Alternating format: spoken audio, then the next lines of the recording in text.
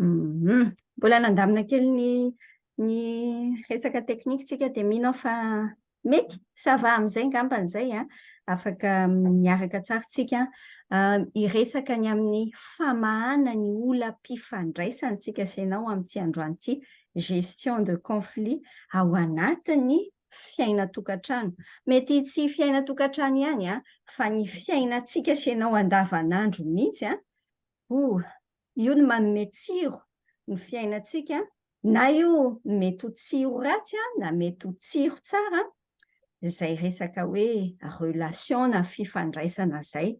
Dia soa ihany fa ao anatin'ny baiboly ao avokoa, ity baiboly ity izany tena mode d'emploi be, tonga dia ny fiainantsika iray manontolo mihitsy ny atao anatin'ity, izay ilay tenenan'ny tenin'Andriamanitra hoe fiainana, dia trandrahantsika miaraka amin'ny fanamasina izany andahoarintsika sy ianao hivavaka aloha mialohan'ny hanohizantsika.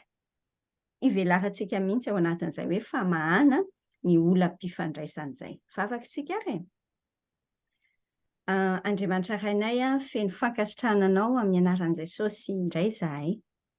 Tena tombony ho anay manana tolakandro toy izao afaka miara-mipetraka kely. Mandinika ny fiainanay eo anatrehan'ny fahazavan'ny teninao.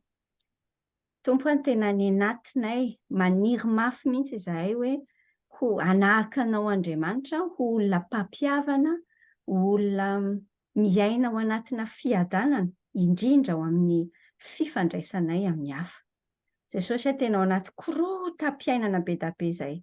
Any amin'ny fifandraisan'ny mpivady, ny mpianaka, ny mpiray tam-po, ny mpizoky zandry samihafa. Jesosy mila anao izahay, tena mila anao. Fanamasina hazavao hoe ny aty anatinay aty. Ilay teninao ampianaro anay mihitsy, sokafo ny masonay, omeo an'ilay fanahana fanambarana izahay ahafahanay mahatakatra. Mahatakatra, mahita hoe inona ny andraikitray, inona ny efa nataonao anay dia inona kosa no andrasanao aminay mba tsy hifanilika amin'ny hafa eto foana fotsiny izay dia ny teo ihany ny teo ny fiainanay. Jesosy tena mila anao manavao anay ary fantatray fa ny teninao ihany, ny teninao sy ny asan'ny fanahinao anatin'izany teninao izany no afaka manavao anay rehetra. Dia mampianara anay ary amin'ity anio ity amin'ny anaranao ny anaovanay ny vavaka. Amen. Ny zavatra resantsika sy ianao taminao dia ny famahana ny olan'ny fifandraisana. Izay izany izao no resantsika sy ianao anio. Famahana ny olan'ny fifandraisana. Raha kely aloha vetivety fandrao dia manamboatra PowerPoint kely vetivety fotsiny fa sao dia tsy mahita tsara ny olona. Mariako aminao fa afaka miditra Zoom ianao ao anatin'ity fampianarantsika ity dia rehefa miditra Zoom ianao dia mahita ny PowerPoint-tsika ao anatin'izay. Dia afaka misitraka kokoa ny zavatra rehetra. Bon. Juste vetivety kely fotsiny resaka olam-pifandraisana izany tsika sy ianao ity manahoana izany fifandraisanao amin'ny olona. Ianao ity ilay karazana olona ohatry ny ahoana izao amin'ny ankapobeny. Ilay olona mampite hiara-iaina aminy ve? Ianao mampite hiara-iaina moa ianao ity sa misy karazana olona mantsy tena manahirana be mihitsy ho miara-miaina aminy. Ohatra taloha lalina mihitsy fa soa ihany. Dikany hoe olona kristianina izy tena hoe olona nataon'Andriamanitra hitondra fiainana ho an'ny hafa, mitondra fiainana ho an'ny hafa. Dia nefa ilay fiainantsika isan'andro ny fiainantsika isan'andro tena misy korotan-javatra be dia be. Misy zavatra tsy tiantsika ilay zavatra miseho. Misy olona manahirana antsika mifandray aminy. Dia androany ianarantsika tsara izany izay famahana ny olan'ny fifandraisan'izay. Andao hijery tenin'Andriamanitra ary aloha tsika any amin'ny Jakoba 3:. Jakoba toko fahatelo no odiny atsika kely ety am-piandohana. Jakoba toko fahatelo dia ny andininy fahatelo ambin'ny folo hatramin'ny andininy fahavalo ambin'ny folo. Jakoba toko fahatelo andininy fahatelo ambin'ny folo hatramin'ny fahavalo ambin'ny folo. Vakiako amin'ny anaran'i Jesosy dia ianao manaraka ao anatin'ny baibolinao nda ho ary hoe iza eo aminareo no endry sy manam-pahalalana, aoka asehony amin'ny fitondran-tena tsara ny asany amin'ny fahalemem-panahy ny fahendrena. Fa raha misy fialonana mirehatra sy fifampiandaniana ao am-ponareo, aza mirehare na mandainga manohitra ny marina. Izany fahendrena izany dia tsy ny avy any ambony, fa araka ny ety an-tany ihany, araka ny nofo, araka ny demonia. Fa izay misy fialonana sy fifampiandaniana dia misy fikorontanana mba amin'izay asa ratsy rehetra. Fa ny fahendrena izay avy any ambony dia madio aloha ary tsy fihavanana, mandefitra, mora lahatra, be famindrapo sy be voka-tsoa, tsy mianana na mihatsara velatsia, ary ny vokatry ny fahamarinana dia afafy amin'ny fihavanana. Mijery tenin'Andriamanitra teo tsika dia teneny tsara hoe misy karazana fahendrena anankiroa eto ambonin'ny tany. Misy karazana fahendrena anankiroa. Le fahendrena anankiray dia ny fahendrena izay tsy avy any ambony izy eo amin'ny andininy fahadimy ambin'ny folo. Variana be mihitsy atsika ianao raha mahamarika an'ity texte ity. Fa variana hoe wow! Ary ny devoly koa kay tenin'ny tenin'Andriamanitra hoe manam-pahendrena. Tandrema ianao sao dia sodoka, indrindra ary tanora malala. Indraindray ianao sodoka mety te hitantara amiko ianao hoe zoky, za nge manana misy olona miaraka amiko, hendry be mihitsy izy. Zao tsara be hoe hendry be le olona, tsara. Fa anontaniana mihitsy aloha, fahendrena avy aiza aloha izany ilay fahendrena? Fahendrena avy any ambony sa fahendren'ny demonia? Misy fahendren'ny demonia nge. Hitantsika mihitsy ny fitrangan'le izy ary amin'ilay andininy fahadimy ambin'ny folo teo. Andininy fahadimy ambin'ny folo, fahaenina ambin'ny folo. Misy fialonana, fifampiandaniana, korotana mba amin'izay asa ratsy rehetra. Mety misy zavatra tsara ihany ve ivelany, fa ao ambadika ao kay satria feno ny tenany ny lohany dia lasa dia misy an'izany fialonana sy fifampiandaniana. Izy izany mieritreritra hoe tena pro mihitsy izy, tena mahay mijoue, tena ohatra hoe mety manana sipa be da be ve izy sa manana inona dia tsy mifandona mihitsy izany ny sambony sa inona fiantsoana azy. Tena mahay mijoue mihitsy izy fa kay fahendrena tsy avy amin'Andriamanitra, fahendrena avy amin'ny demonia izany fatandrema.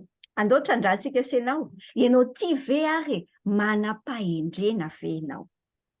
Andao any resahantsika senao vetivety izay hoe manam-pahendrena ve ianao izay? Inona moa izany fahendrena izany? Fahendrena tsy zavatra misiditsidina any anaty lohanao, tsy zavatra filozofika be izany fahendrena, fa ny fahendrena dia le fakana ny zavatra fantatritsika, tohizina izany ny fahalalanao zavatra sy ny iainanao an'ilay zavatra. Raha fantatrao fotsiny hoe ny afo mandoro, fahalalana any an-tsaina izany. Fantatrao hoe mandoro ny afo, kanefa ianao milalao afo, dia ianao izany tsy hendry. Azonao an-tsaina ve ilay izy? Midika amin'ny fahendrena, fomba iainantsika milamina, mampiatra ny zavatra fantatritsika mba iainantsika milamina eto ambonin'ny tany. Izay ny tanjon'Andriamanitra, izay ilay fahendrena omen'Andriamanitra. Ny zavatra raisintsika senao eto amin'ity androantsy dia izao hoe tian'Andriamanitra tsika hanana an'ilay fahendrena avy any ambony mba iainantsika milamina ao anatina fifandraisana. Za tsy miteny aminao hoe milamina daholo ny fifandraisana, fa ianao ilay manana an' Jesosy Za zany mieritreritra hoe efa manana an' Jesosy ianao miresaka amiko io, efa hoe kristianina ianao ilay manana an' Jesosy ianao milamina any anatinao any. Zay ianao zay le manana fahendrena avy any ambony. Mila azontsika tsaina tsara hoe mamafy hatrany tsika sy ianao anatina fifandraisana isan'andro, mamafy foantsika. Ny zavatra ataontsika na tsika mamboly fitokisana any amin'ny olona iresahantsika, raha ohatra ka aseho antsika mihitsy hoe mendrim-pitokisana tsika. Raha ohatra ka olona mpisolokoloky hafahafa zany tsika, dia lasa normal be raha suspicieux foana le olona manodidina antsika mieritreritra hoe ianao ange vao mandalo ianao tonga dia aprimy daholo ny poketra rehetrarehetra satria ianao manahirana be. Fa mamboly foana, mamafy foana tsika amin'ny fotoana rehetra, na tsika mamafy fitokisana, na tsika mamafy fisalasalana, na tsika mamafy fahatezerana, na tsika mamafy fiadanana. Azonao tsaina, mamafy foana ianao. Ny tanjontsika sy ianao zany rehefa tapitra izao fampianarantsika izao dia hoe ho isan'ny olona tena hoe mpamafy an'izany fihavanana, fiadanana. Tsy ilay fomba fitendra malagasy amin'ity, indraindray ny malagasy amin'ity resaka hoe fihavanana ity, tsara be ny soatoavina malagasy, fa ilay fihavanana malagasy indraindray lasa le fomba fiteny hoe antratra tsy izay ka, misy hoe kibay ankelika ihany izay. Midikany ety ivelany mody hoe fisaran'ny tompo aminao. Dia rehefa avy eo avindra tantarako mananina ngeky iny e. Azonao ohatr'izay indraindray le izy. Tsy izay tsony tsika sy ianao. Ao anatin'ny fifandraisantsika no isehoan'ny fahendrena nomeny tompo antsika. Te hilamina anatina fifandraisana ary ve ianao? Andao alaitsika ny fanalahidiny indray eo amin'ny 7:10 ao anatin'io Jakoba 3:3. Eno ary ny tenin'ny tompontsika miteny hoe ny fahendrena izay avy any ambony dia madio aloha. Misy teboka maromaro tiako zaraina aminao hoe fanalahidiny filaminana ao anatin'ny fifandraisana. Rehefa avy eo tsika sy ianao hiresaka hoe famahana hoe io ary efa misy problema, fa ity voalohany ity aloha zany miresaka tsika hoe ahoana ny ahatonga antsika hoe mpamboly fihavanana, tena mpamboly fiadanana tsara amin'ny hafa e. Voalohany aloha tenenin'ilay tenin'Andriamanitra hoe ny fahendrena izay avy any ambony dia madio aloha, zay madio zay. Inona ny dikan'io madio io? Raha jerentsika amin'ny teny fototra io, amin'ny teny grika nanoratana azy, mahita hevitra tsika hoe mahitsy, tsy misy pentina, zay le hoe madio, pur, madio. Tsy misy lainga ao anatin'ilay izy, tsy misy lainga. Ny dikany azo itokisana tsara, madio, tsy ty za zao misy an'ity very ity ataony natrehako eto, madio ty rano ity, fa raha ohatra ka mahita zavatra kely eto dia mieritreritra hoe azoko sotroina ve ty sa tsia. Ianao rehefa mahita anao ny olona, mahita anao amin'ny fiainanao ety ivelany, tena ohatran'ilay ety ivelany ve ny ao anatiny? Eritreretinao nge ty zavatra teneniko anao ty tiako foana le ohatra na Colgate, hitanao ireny dentifrice ireny.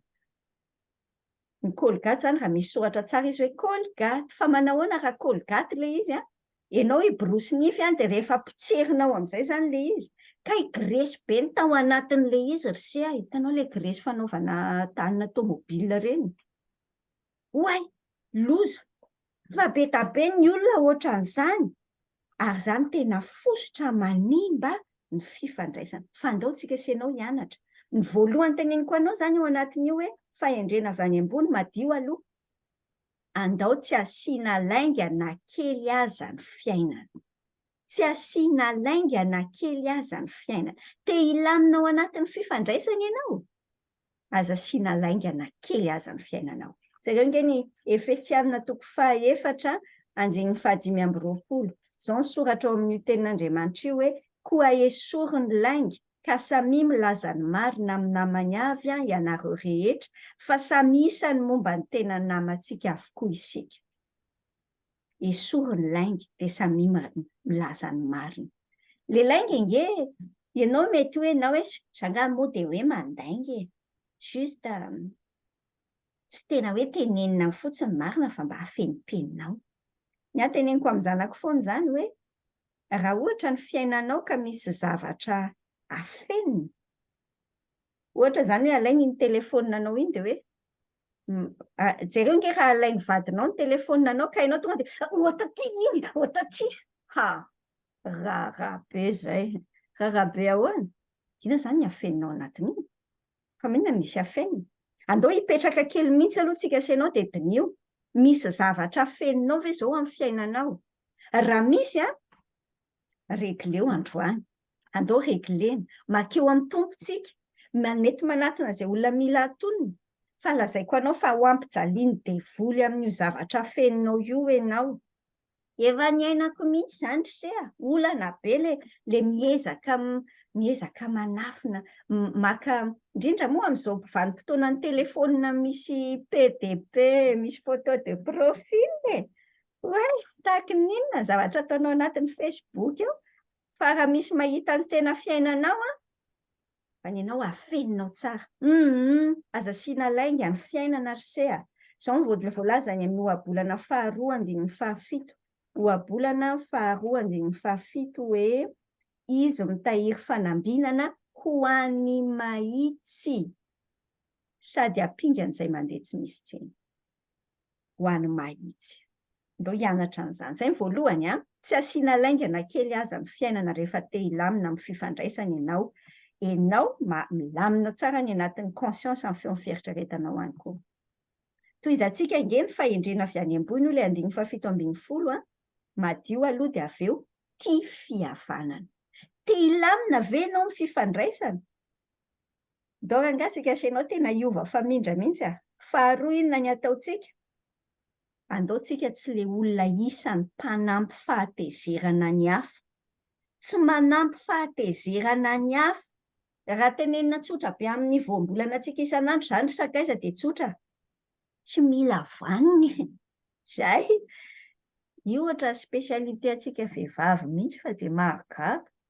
Tsy haiko ianao na ohatra ny efa sorisorena any ianao, sorisorena dia ohatra ny tete, efa fantatrao fa zavatra tsy tena tian'ilay anankiray fa ohatra ny ianao sorena dia ohatra ny hoe mahasosotra anao izy tsy sorena. Ohatra mahasosotra izy ohatra ny kalma be, vao maika ohatra ny tiako atao mihitsy. Ny adala raha afaka ny pilahady. Andaony jerentsika ny tenin'Andriamanitra amin'ny ohabolana io ihany ary amin'ny 4:10-7:20. Ohabolana 4:10-7:20 izao ny soratra hoe be saina izay mahatsindry fo.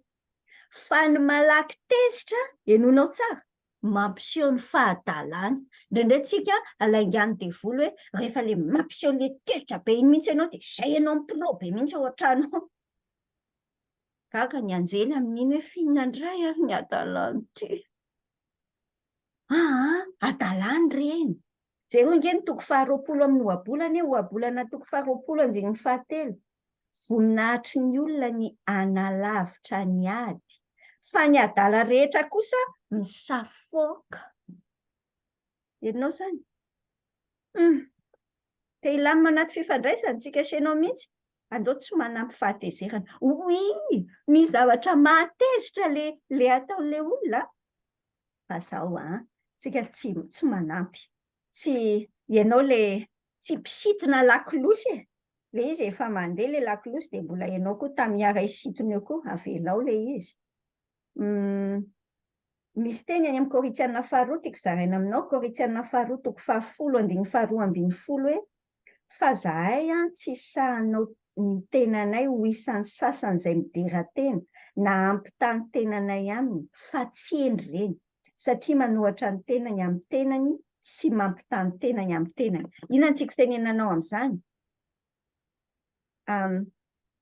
Tsy mila ady tsika sy ianao tia fihavanana hoy ilay tenin'Andriamanitra, pratika be, aza mila vanina, aza mampitany tenantsika amin'ny hafa Zay le tenen'ny Paoly ao anatin'io Korinthiana faharoa io.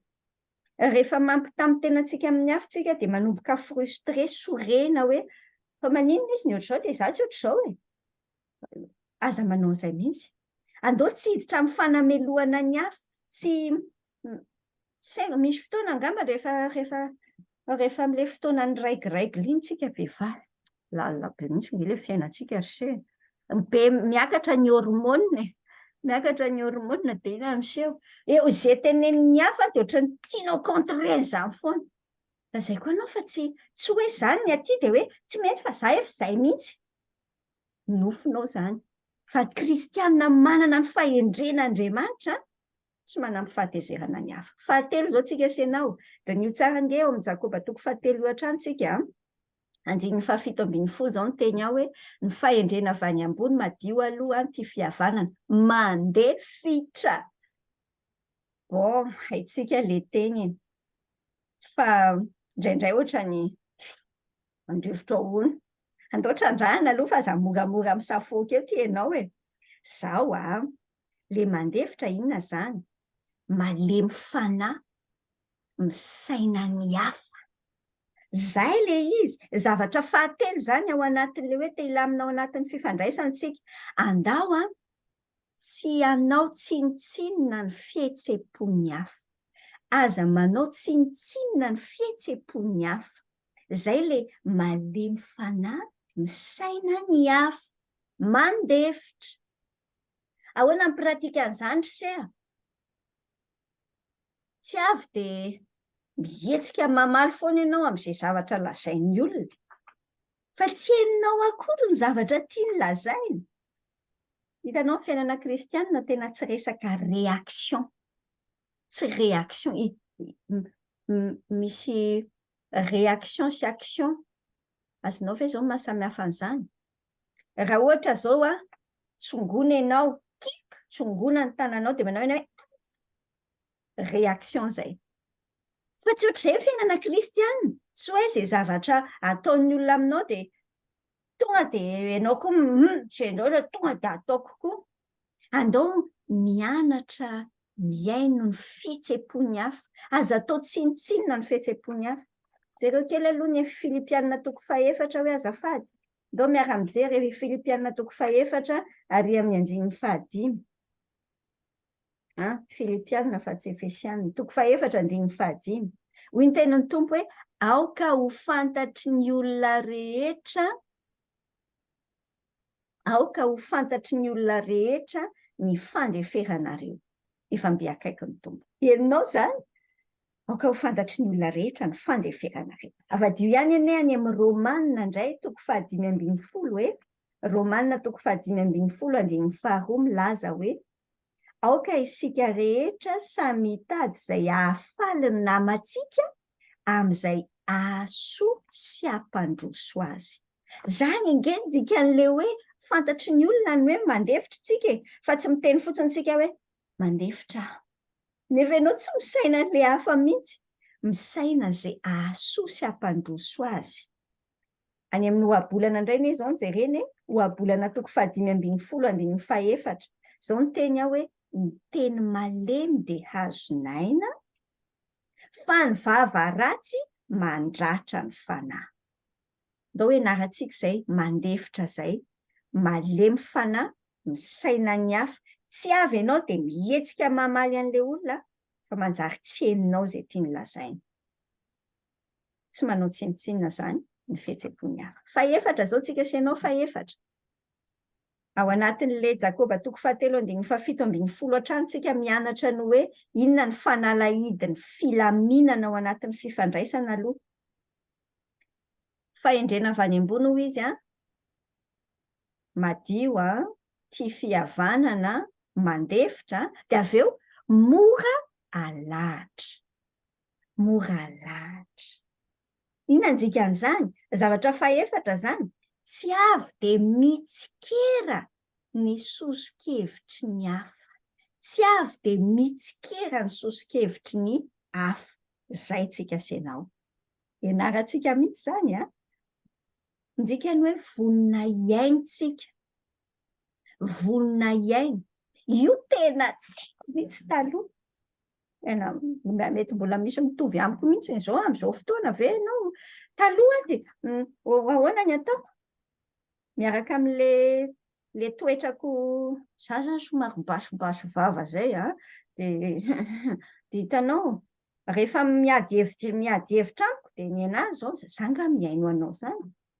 Le izy miaino anao mba ahafahako miaino anao mandrapitsahatra ny teninao hitenenako aminao zay tiako tenenina anao fa za aloha tsy miaino anao akory. Azonao ve ny tiako lazaina anao?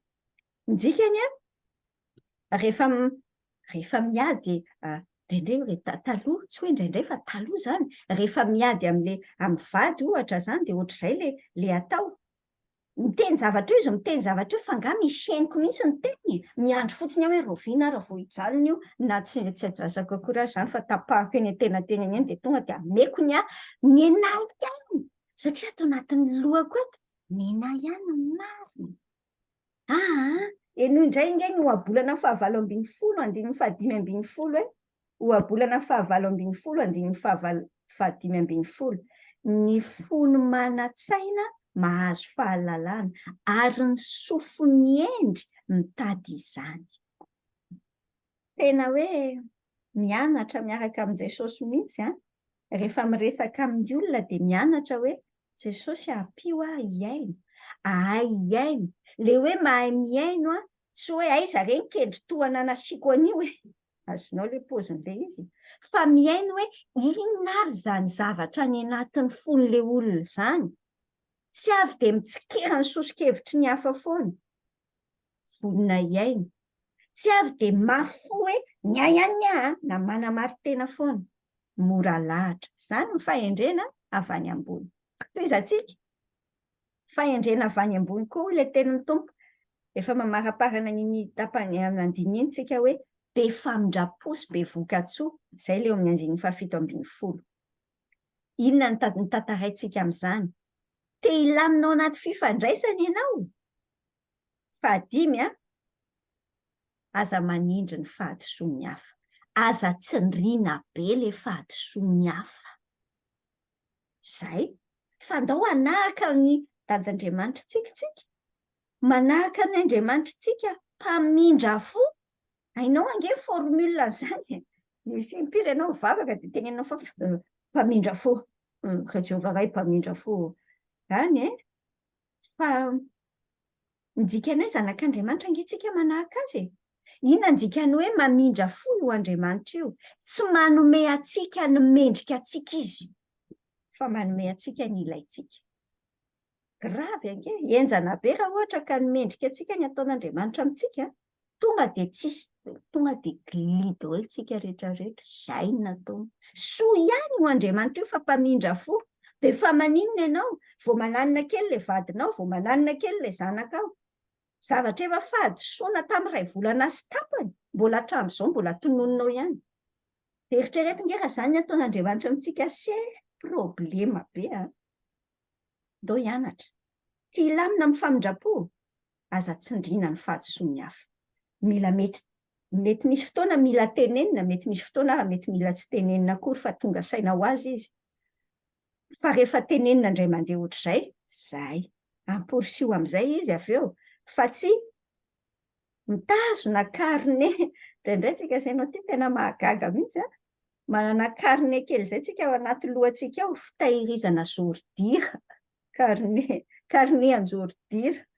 Vao mananina kely tonga dia avoaka. Ka tsy tadidiko lenao ohatr'izao. Mampiomehy mihitsy tika. Lalina be. Farany ao anatin'iny ary. Andiny 7:10 ihany hoe ny fahendrena avy any ambony io zany tsy mianana na mihatsara velatsia. Zavatra fahenina sy tombontsika amin'izany zany. Andao tsy hafenina izay tiantsika hiaviana. Tsy hafeniko ny tiako hiaviana.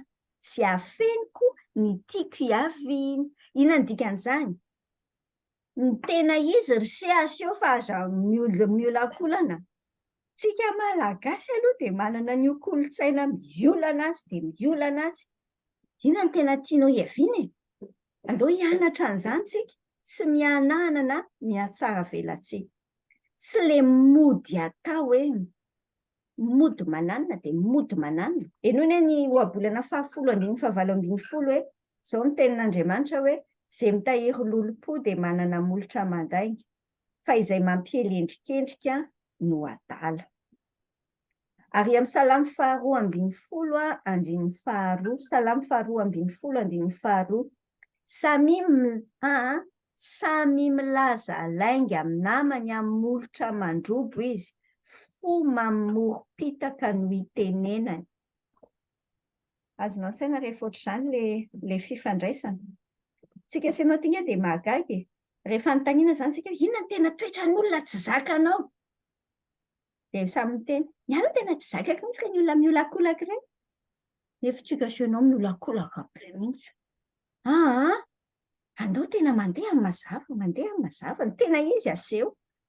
Lazaiko anao fa tena mavesatra be mihitsy tia mi-prétendre, miezaka manome image izay tsy hainao akory ity. Tena manahirana be izany. Dia aza fenina izay tianao hiaviana. Ndao tsika hijery teny any amin'ny Matthieu 5, ao amin'ny toritenin'i Jesosy teny an-tendrombohitra, ary amin'ny 7 dia tenenin'ny Tompo hoe sambatra ny mpampihavana fa izy no atao hoe zanak'Andriamanitra. Sambatra ny mpampihavana fa izy no atao hoe zanak'Andriamanitra. Hatreo, tamin'ilay Jakoba 4:7-7 teo izany tsika nianatra hoe ahoana ny hitazomantsika ny filaminana, ahatonga antsika mba olona mpitondra filaminana. Izao indray izao tsika hiresaka hoe tiana tena efa misy problema be mihitsy ange, tonga dia gidraka be mihitsy ilay fiainana, dia ahoana ny atao? Raisiny andraikitra ravako.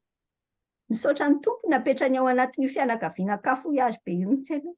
Fianakavianao izany tena niatsy miady amin'ny miasy, niatsy makatsy, niatsy tsy mifampiteny, mampite hitsoaka mihitsy. Mety izany mihitsy ary ny tsoahanao tany ampitan-dranomasina tany.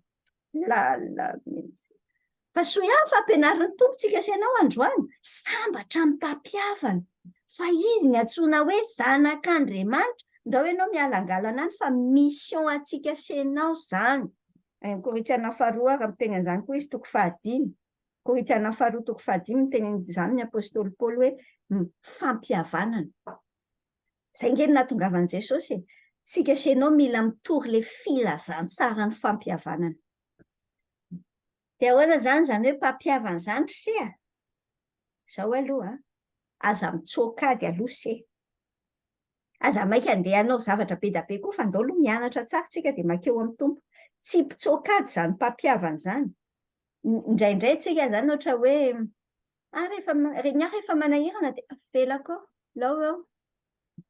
Tsy mpitsôkady, tsy olona mody fanina. Tsy ohatr'izay, ary tsy hoe koa hoe eny manaiky foana izay atao azy rehetra dia manaiky foana. Tsy ohatran'izay akory. Tsy ohatran'izay akory. Ilay mpampihavana.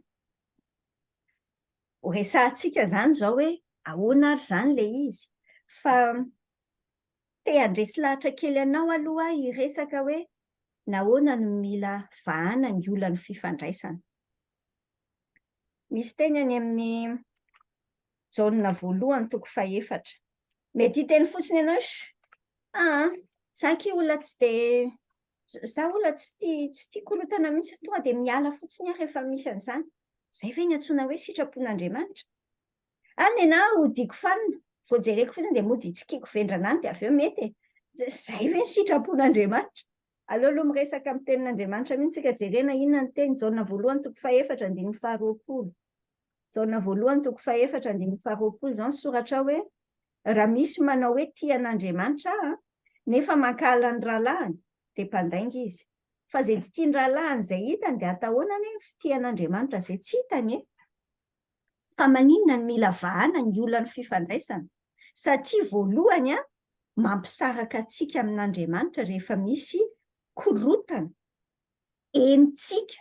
Tsika sy ianao izao maheno an'ilay izy izany tsy alaizy tsy tiako be fa ohatran'ny tsy tiako be aty anatiko aty. Mampisaraka antsika amin'Andriamanitra. Tsy mety izany no hoe ako mihitsy iny. Tsy normal mihitsy ka misy kristianina miteny ohatr'izany. Je le déteste. Fiteny tamintsika mbola tsy nahalala izany. Tsy atsika sy ianao izany, tsy atsika sy ianao. Satria nahoana? Satria tsika efa nahatsapa ny fitiavan'Andriamanitra dia fantatritsika hoe tian'Andriamanitra. Fantatrao moa fa iny olona tsy tianao maizina iny, tian'Andriamanitra be ohatry ny fitiavany any ao mihitsy. Indraindray sahirana ihany mieritreritra an'izany indraindray. Jesosy, io ve dia tianao ohatra fitiavana anahy? Fa tiana ry sia, lalina be.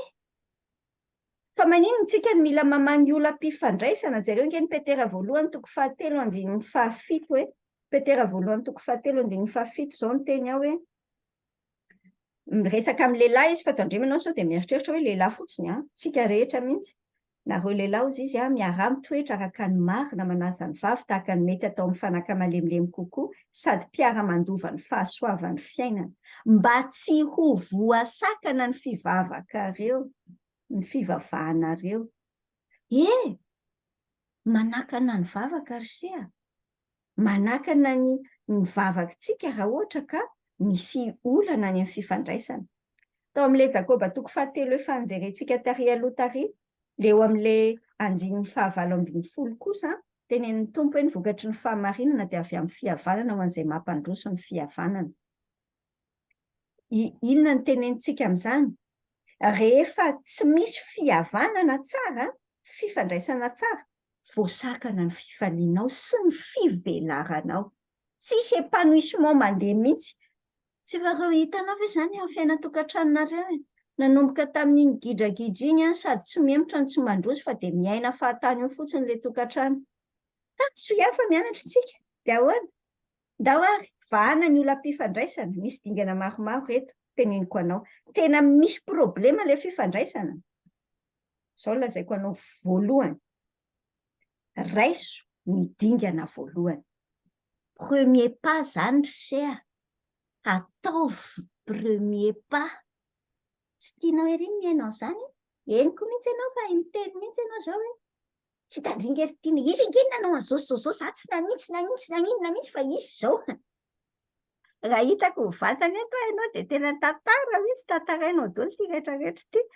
Azoko ne, fa eritrereto ange Andriamanitra raha ohatra ka tsy Andriamanitra no nanao premier pas tamintsika, fa inona moa izany izao ny tsy nety nataon'Andriamanitra? Soa ihany se fa izy nanao premier pas tamintsika. Izy ilay tsy diso. Ny tsy diso foana se manao premier pas. Izay ny atao anatin'ity baibolitsika ity. Ny eo amin'izao tontolo izao ndrasako mihitsy aloha. Aloha hiteny pardon dia izay aho vao mananina. 2027 angamba vao isy izay. Manan-danja ho an'Andriamanitra ne. Noho ny fanatitra sy fanompoana be ny relation, ny réconciliation ravako e. Le fihavanana manan-danja amin'Andriamanitra. Zareo le Matthieu toko 5. Henonao tsara ity tenin'Andriamanitra ity Matthieu toko 5:7-20 sy 4:20. Izao le tenan'ny tompo hoe raha ohatra ianao ka mitondra ny fanatitra ao eo amin'ny alitara, eo ianao no mahatsiaro fa ny rahalahinao manana alahelo aminao. Avelao eo anoloan'ilay alitara aloha ny fanatitra ao. Ianao izany tetena, efa tena tokony faly be mihitsy Andriamanitra fa tena manao activité be ao am-piangonana mihitsy tena wow. Ny rakitra nataoko izany efa €4 50. Wow. Gamba tsisy manao izany rakitra €50 izany ny olona lalina be. Dia eritreretinao ve hoe maika handray an'iny Andriamanitra nefa ianao kay tsy mifampiresaka amin'ny zokinareo? Tsy maika izy ry sia. Apetrao hony aloha dia endany. Henonao tsara miteny avelao eo anoloan'ny alitara mifanatitra ao dia mandehana aloha ataovy izay hihavananao amin'ny rahalahinao. Ary rehefa tafaverina ianao dia izay vao atero ilay fanatitra. Manan-danja ho an'Andriamanitra noho ny fanatitra sy ny activité ana fanompoana be nge. Les réconciliation izay fihavanana izay. Fa maninona ianao no hanao dingana voalohany ary? Izay izao no resahantsika. Fa maninona ianao no hanao dingana voalohany? Satria izao, manolotra ry se io fery io le ratra. Misy ratra foana ange ao anatin'ilay conflit, ao anatin'ilay olam-pifandraisana misy ratra foana. Manolotra Ianao efa nahita ratra maloto avy eo dia misy nana dia etsetra. Tsy misy olam-pifandraisana lamin'ny fotoana izany raha afaka. Tsisy azy izany. Indray ianao izany miteny hoe fa lamin'ny fotoana eo io e. Fa rehefa mihaona indray afaka 5 taona amin'ny taom-baovao an'ny 2000 tsy fantatro. Mbola ilay sujet tamin'iny ihany no tonga dia mifandramatra indray.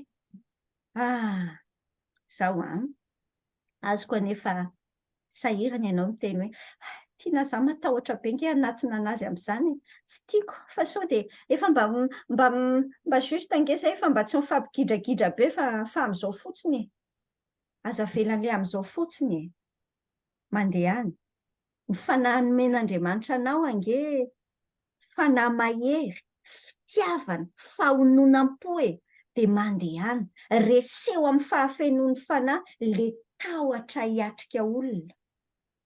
Hiatrika olana sy miatrika olona. Tadidinao tamin'ny ry Adama sy Eva tany amin'ny Genesis 3. Efa réflexentsika mihitsy tia mitsoatsoaka ity. Tia hoe misy conflit. Inona nataon'i Adama sy Eva? Niafina an'Andriamanitra hono izy ohatran'ilay vorombe Autruche ireny izany. Sitriny ao anaty tany ny lohany nefa mivata be an'io rehetrarehetra. Lalina mihitsy tsika asianao ty. Reseho amin'ny fahafenoan'ny fanahy. Fa raiso. Finiavantsika hoe ho ataoko ny dingana voalohany. Faharoa izao tsika asianao. Mangatà fahendrena amin'Andriamanitra. Misy olam-pifandraisana. Za maimaika alaivo any aminao aloha ilay volonté hoe za ny hanao ny premier part. Fa aza maika be angatao aloha ny fahendrena avy amin'Andriamanitra. Izany ny Jakoba 1:5 hoe raha misy tsy manam-pahendrena, aoka izy angataka fa Andriamanitra manome malalaka sady tsy mandatsa. Fantatr'Andriamanitra ange ny fony tsirairay e. Ianao matahotra be hoe raha mandeha makany aminy ange za izao kitiana dia izy izao hanao ohatr'izao, dia izao koa izao, dia raha ohatr'izao dia ahoana raha izao? Mahafinaritra be miaraka amin'Andriamanitra. Andriamanitra tafiditra ny anatin'ny olona rehetrarehetra. Andriamanitra afaka mifeny zavatra rehetra, angatao ny fahendrena hoe ahoana ary ny atao amin'ity. Efa manana paikady hamahanan'io ny Andriamanitra tsika. Tsy hoe ianao no mila miketrika be. Fa vao mbola miketrika be ianao aloha dia misaina foana hoe mbola ianao izay, nofinao izay te hiketrika be izay. Antanio Andriamanitra Jesosy sahirana be amin'ity. Ahoana ny atao amin'ity? Antanio ny Tompo fa manana hevitra izy. Fahatelo izao tsika asianao, ahoana ny hamahana ny olam-pifandraisana? Atombohy amin'ny fiekenao ny helokao. Iny amin'izay izany ianao fa anatona an'ilay olona. Atombohy amin'ny fiekenao ny helokao. Ndao ny jerentsika asianao ny loharanona gidragidra ao anatina fifandraisana, atao anaty Baiboly izany. Jakoba 4:1. Jakoba 4:1. Loharanona gidragidra, disadisa. Izao ny loharanona disadisa tenen'ny tenin'Andriamanitra. Jakoba 4:1. Avaizany ady, ary avaizany fifandirana eo aminareo. Tsy izao va no hiaviany, dia ny filanareo izay miady ao amin'ny momba ny tenanareo. Ianao rehefa hoe mampatonga ny miady satria izy ohatr'izao be vava be tia tena ratsy. Izy foana ilay tantarainao iny. Fa andao hianatra tsika asianao ahita hoe tsika aloha le filana miady ato anatiko fa maninona ny lasa misy ady. Misy ady satria mifanohatra amin'ny tiako le tianao. Mifanohatra le izy dia mahasosotra azy izany. Ahoana ny atao mba hisiany fifandraisana milamina? Zareo ny Filipianina 2:2-4. Filipianina 2:2 ary amin'ny 4 izao ny tenin'Andriamanitra hoe aza samy hevitry ny azy ihany fa samy amin'ny namany koa. Fifandraisana milamina mihevitra ny hafa mihoatra ny tena. Mihevitra ny hafa mihoatra ny tena. Le filana aty anatintsika rehefa feno égocentrisme ny anaran'izany, miivo amin'ny tenako daholo ny fiainana. Tezitra satria tsy heverinao mihitsy ny zavatra tiako, tsy henonao mihitsy ny hevitro, tsy ekenao. Izay ny tenenin'i Jakoba hoe fa avaiza moa ilay fifandirana avy amin'ny filana ao anatinareo dia ahoana atombohy ary amin'ny fiekenao ny elokao. Inona ihany koa ny loharanona disadisa amin'ny fiainantsika ao amin'ny ohabolana 7:10 ahitantsika an'izay loharanona disadisa izay koa. Io teny eo amin'ny ohabolana 7:10 io izao ny soratra hoe fifandirana ihany no vokatry ny fiavinavonana. Fifandirana ihany ny vokatry ny fiavinavonana. Loharanona disadisa ny avinavoko. Rehefa le za le mety amiko dia lasa sahirana. Misy disadisa foana. Andao atomboka aty amintsika ary tsy hiteny fotsiny ianao hoe tokony miainao izany mihitsy ilay vadiko iny, tokony miainao izany mihitsy ilay anina iny fa tsika sy ianao izao miainao an'ilay izy. Hitanao misy tenan' Jesosy any amin'ny Mateo 7 ary amin'ny 9:7-5 izy miteny hoe Mateo 7. Nahoana moa ianao ity no mijery ny sombokazo eo amin'ny mason'ny rahalanao e. Mateo 7 azafady 3-5. 7:7-5. Nahoana moa ianao mijery ny sombokazo eo amin'ny mason'ny rahalanao fa ny andro eo amin'ny masonao tsy mba tsaronao. Nahoana ny ilazanao amin'ny rahalanao hoe esoriko azafady le sombokazo eo amin'ny masonao nefa indro antenina parabolika be iny eo amin'ny masonao eo tsy hitanao akory. Ripe tsara vela tsy esory aloha ny andro eo amin'ny masonao dia izay vao hitanao tsara ny anesorana ny sombokazo eo amin'ny mason'ny rahalanao. Sao raha afako fantatrao moa fa tena fananian'Andriamanitra iny olona iny mihitsy ho vadinao. Olona ohatran malahirana be fananian'Andriamanitra iny mihitsy ny zanak'se. Ohatry ny ahoana izany ilay izy. Iny mihitsy le zoky, iny mihitsy le zandry, le olona ao an-trano ao e. Le olona any ivelany mety afaka zakaina ihany fa indraindray le olona ao an-trano manahirana. Tian'Andriamanitra ho ampiasaindreo hampahita ny masonao hoe oaio misy andro be, misy eo amin'ny teny parabolika be eto amin'ny masoko.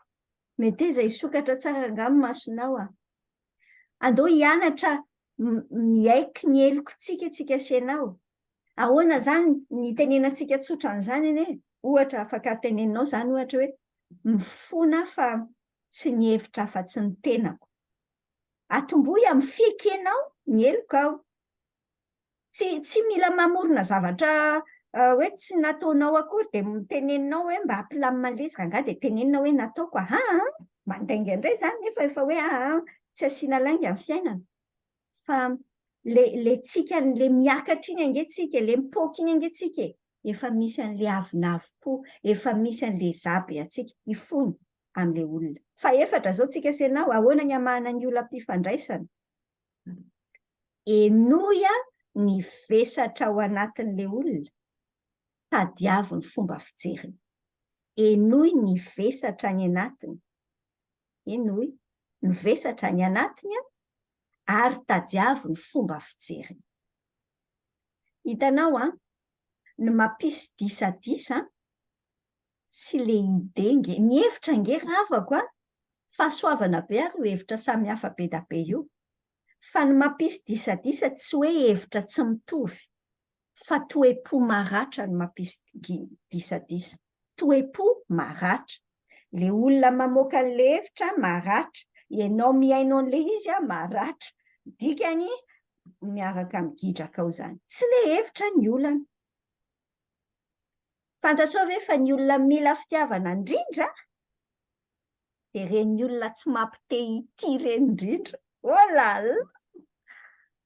Jesosy avonjeo misy olona tsy samy manana sarin'olona mandreraka be daholo zao anaty lohantsika mahagaga fa misy foana ireo olona izany fa nataony tompo amin'ny fiainantsika mihitsy ireny. Andao hianatra hiaino azy ireny tsika sy ianao. Inona ireny nahatonga azy hiteny zavatra ohatran'iny? Mianatra miaino fa maninona ary ty olona ity no ohatran'ny misy karazan'olona indraindray ohatra mivovo be mihitsy tena azafady ao sefa misy an'izany ange. Ohatran'ny hoe misy bouton tsindriana ao anatin'ilay olona dia tonga dia mivovo be izy. soa avitsika sy ianao fa efa amboarin'ny tompo mba tsy ohatr'izany intsony. Fa ahoana andao hianatra tsika hoe miaino inona ny any ambadika izany teny masika be izany. Tsy le tonga dia le teny masika dia ianao koa izany mba ianarana tenitenenina izany. Mbola hainao koa izay maratra mantsy, mahatonga anao sensible ohatr'izany. Dana makeo amin'ny tompo sy tranon'ny tompo. Fa andao ilay tenin'Andriamanitra fototry ny tena hoe règle d'or ny communication. Fitsipika volamena Jakoba 1:7-10. Fa aoka ny olona rehetra halady aino, ho malay miteny, ho malay kotezitra. Jakoba 1:7-10 izany. Malady miaino fa matoa anankiroa ny sofina, il faut écouter 2 fois plus que parler. Ouh là là! Ianao mbola te-hiteny foana dia ay zara. Ianao ny vesatry ny olona dia tedavy ny fomba fijeriny. Tena hoe katsao mihitsy izay ahafahanao mahazo micomprendre ny any anatiny any. Jeran'ilay Filipianina 2:2 iny ihany tsika.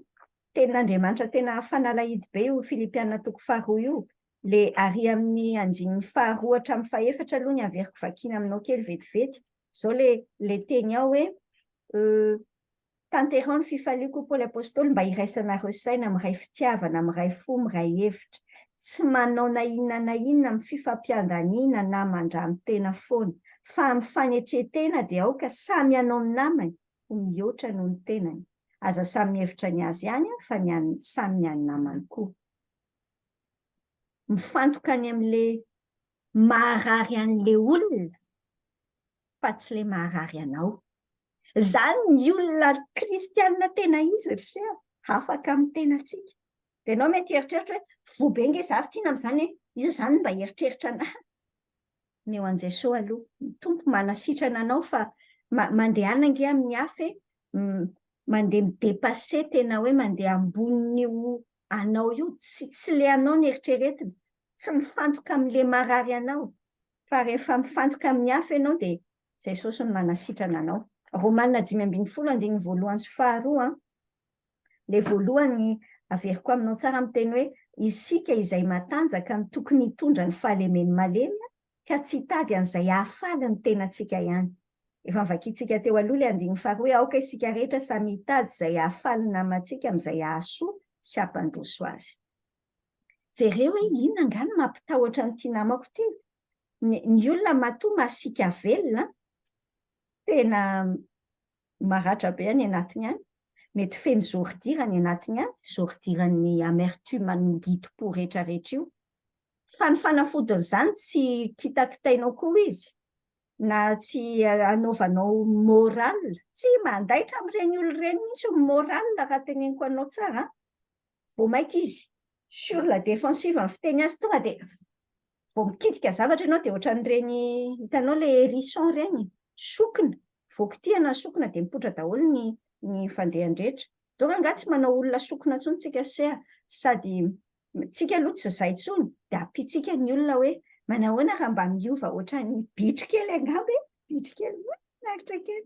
Miezara angamba mahazo an'le anankiray mialoha ny hitakinao aminy ny i-comprendre anao. Miezara aloha mi-comprendre azy. Zavatra 5 zao tsika efa mamaraparana be.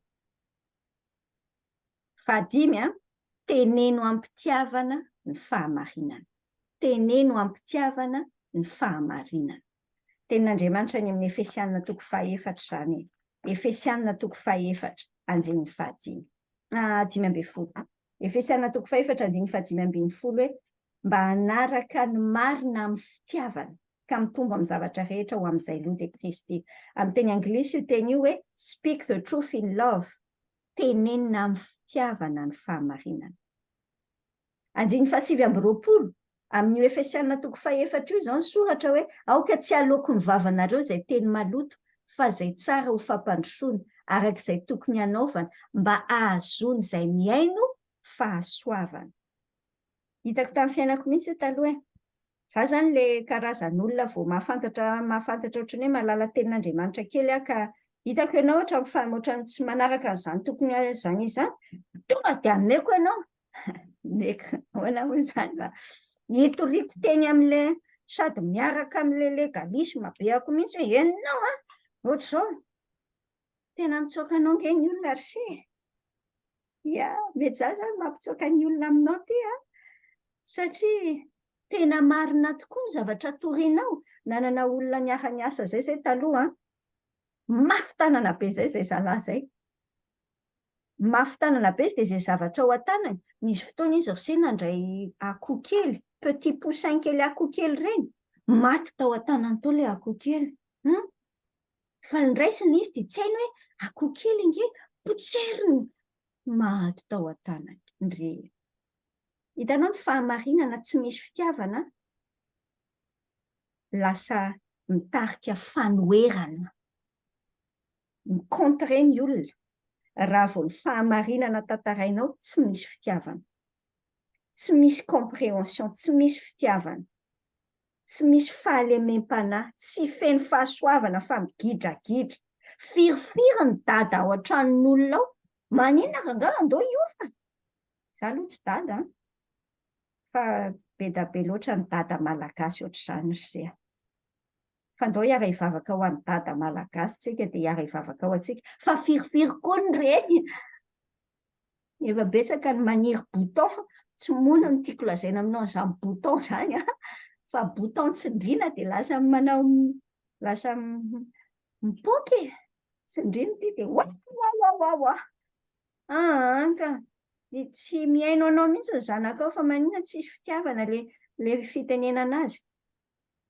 ny fahamarinana fonosiny fitiavana dia mitarika fanorenana manorina fa ny fahamarinana tsy misy fitiavana dia mitarika fanoherana azonao zany zavatra tantaraiko anao zany na le olona hicontre anao na le olona tena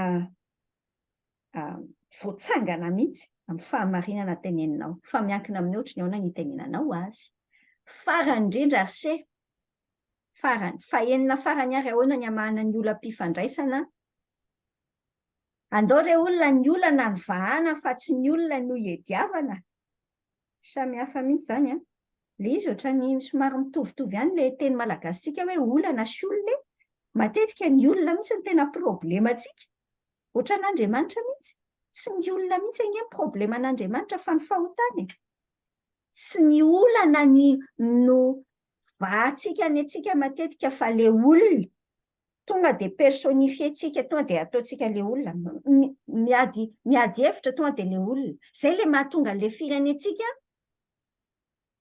efa firitaonana indépendance ve rangaha firitaonana fahaleovantena dia mbola ohatran'ny zazakely ihany tsika tena ohatran'ny zazakely mihitsy ngitsika ry se fa tena azafady amin'ny mpanao politika mihitsy aloha ohatran'ny zazakely miady lava miady satria tsy ny hevitra fa maninona ary ny olona any ampitan-dranomasina amin'ny toerana tanàna mandroso izy mahay manavaka tsara hoe ny olona manome haja ny olona mentsika ho amin'ny Facebook eo vao mafa-tsy metimety kely aratsiana tahaka n'inona atandremanao sao dia manisinisy commentaire j'aime mandreny azafady ry se fa ohatrany tsy mety ry sakaiza le izy fa tsy ny olana tsy ny olana fa ny olana ny vahana andao tsy hanameloka tsy anjaratsika zany andao tsy hifampitatsika andao tsy hanohatra tsy manaratsy Kolosiana 3:7 ny vakitsika farany ary 9:5 zao ny soratra ao Kolosiana 3:7 9:5 hoe ankehitriny esoa zao rehetrarehetra zao fahatezerana fiafinafonana lolo-po fitenenan-dratsy teny mahamenatra amin'ny vavanareo andao arahantsika senao tsotra zany dia ny farany tena farany kay fa mbola nisy fahafito le izy fa zataitra ianao fahafito farany mifantoha amin'ny fampihavanana fa tsy amin'ny fampitoviana ny hevitra mifantoha amin'ny fampihavanana fa tsy amin'ny fampitoviana hevitra andasy aloha mariantsika tsara inona zany fampihavanana inona ny dikany afaka le aloka hitanao le ohatran'ny écran be Ohatra ny hoe io ianao sy ny vadinao fa niady. Manina moa ianao forsenao hitovy amin'ny hevitra ny vadinao e. Fa maniana tsy maintsy izay. Andao hianatra hoe, ve afaka tsy mitovy hevitra fa mifandray tsara e. Afaka tsy mitovy hevitra fa mifandray tsara.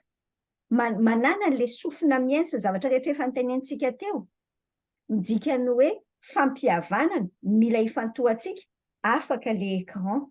Mazava tsara hoe za de bonne foi miresaka aminao, madio fo miresaka aminao, tsy mitady heritreritra foana himanipule anao miresaka aminao hoe raha aloha fa hindrasako kendry toana vasy dia ahodiko atsy ary tsy mety namana amin'io tsony ary efa tsy manaiky anahy io, tsy ohatr'izay.